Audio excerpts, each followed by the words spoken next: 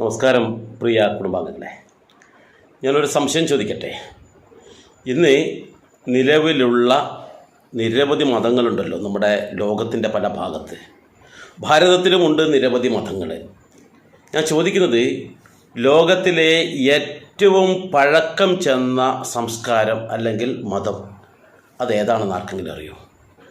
അതേപോലെ തന്നെ ലോകത്തിലെ ഏറ്റവും സ്വാതന്ത്ര്യമുള്ള മതം അല്ലെങ്കിൽ സംസ്കാരം അത് ഏതാണെന്ന് ആർക്കെങ്കിലും അറിയോ?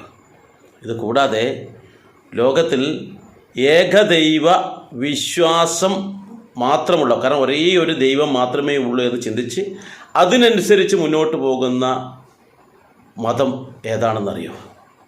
ഇതിൻ്റെ എല്ലാ ഉത്തരം ഒന്നേ ഉള്ളൂ. എന്താണെന്ന് വെച്ചാൽ അതാണ് ഹിന്ദു ധർമ്മം, അതാണ് ഹിന്ദു മതം. അതാണ് ലോകത്തിലെ ഏറ്റവും പഴക്കമുള്ളതും ഏറ്റവും സ്വാതന്ത്ര്യമുള്ളതും ഏകദൈവ വിശ്വാസം ഉള്ളതുമായ ഒരേ ഒരു മതം. മറ്റൊക്കെ തന്നെ ഏകദൈവ വിശ്വാസികളാണെന്ന് പറയും.